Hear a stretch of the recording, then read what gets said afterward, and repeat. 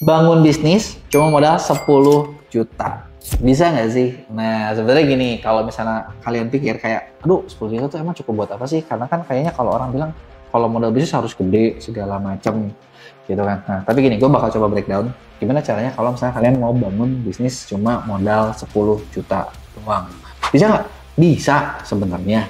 Yang penting kan gini, sebenarnya kalau menurut gue ya, bisnis itu bukan yang penting lu harus keren, lu harus bikin segala macam gitu kan. Jangan mikir kayak, oh kalau bisnis tuh harus kayak si X, harus kayak si Y gitu kan, keren, bisa punya miliaran segala macam, triliunan. Lu nggak usah mikirin triliunan dulu dah, nggak usah mikirin triliunan dulu deh, kejauhan. Daripada mikir yang jauh-jauh tapi nggak nyampe-nyampe dan kalian gak gerak-gerak, mendingan mikir yang simple tapi bisa jalan, kalau bisa hari ini juga.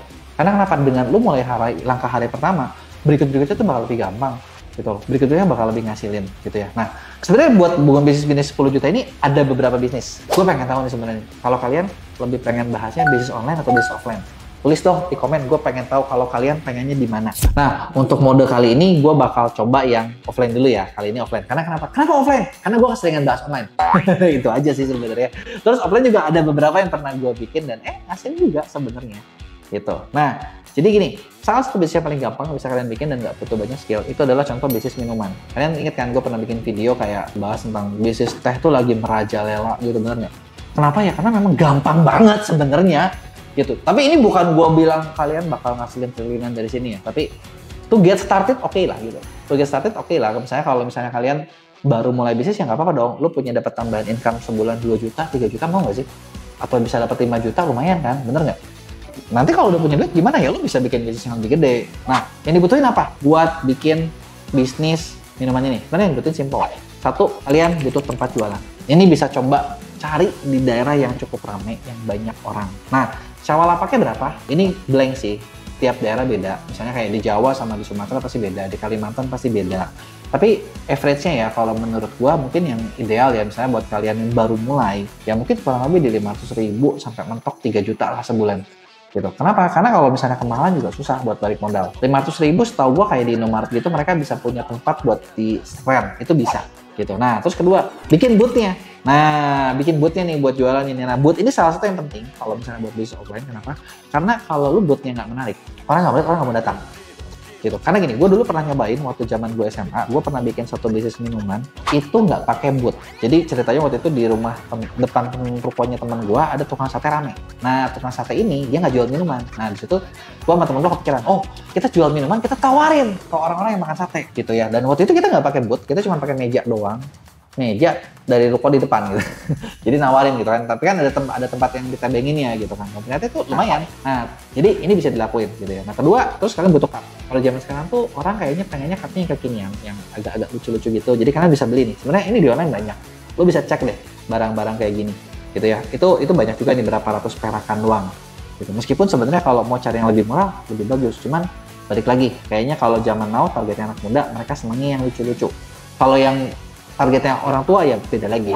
Nah, terus ketiga, beli aja powder minuman gitu ya. Harganya ya ini juga banyak sih, lo bisa cari di online juga nggak mahal. Kalau zaman dulu gua dulu waktu itu pernah ada brand yang terkenal, mungkin pernah ingat Pop Ice. Nah, dulu jualan begituan, cuma modal blender doang gitu ya. Blender itu waktu dulu nggak modal, karena waktu itu teman gua punya blendernya, jadi minjem yang udah ada. Tapi kalau misalnya harus modal ya modal aja kan. Kalau gitu juga nih, kalian hitungan modal kan belum ini ya. Nah, terus begitu tambahin lagi mesin sealer kayak gini nih. Ini nice to have. Kalau ada, ini tuh bikin kelihatan lebih bagus. Tapi kalau misalnya nggak ada gimana? Ya boleh juga kan, tutup itu ada tutupnya. Cuman ya emang kelihatan lebih murah aja gitu. Tapi ya balik lagi terserah. Kalau di awal, menurut gua sih kalau misalnya kalian belum yakin nggak usah beli dulu, nggak apa-apa. Nah, terus ya ini pakai air galon. Air galon bisa beli yang pakai refillan, mau yang 5 ribuan kek, atau mau pakai yang udah terkenal juga bisa. Yang gua tahu kalau dari minuman dulu itu, kalau misalnya minumannya mau awet, itu butuh airnya tuh air yang benar-benar murni, bukan air mineral. Itu lebih lama biar nggak asem. Tapi kalau ini kita jual minuman yang langsung, yang penting kan bersih, orang nggak sakit perut. Bener nggak? Nah, terus udah gitu perlu apa lagi nih? Bisa juga nih kayak misalnya kalau minumannya ada pakai milkshake atau apa, pakai susu full cream. Ini juga nggak mahal. Gimana produknya? Pakai es kristal biar esnya bagus, bener nggak? Mungkin bisa juga beli kayak susu kental manis. Bisa juga pakai ice box. Ini buat nyimpen ini ya biar tetap dingin. gitu kan. Kalau misalnya kalian bikin menu panas, bisa pakai heater, mau pakai kompor gas kayak, atau mau pakai kompor listrik kayak, disesuaikan. Terus sedotan sama topping. Nah kalau kita hitung-hitung, ini hitung-hitungan kasar ya.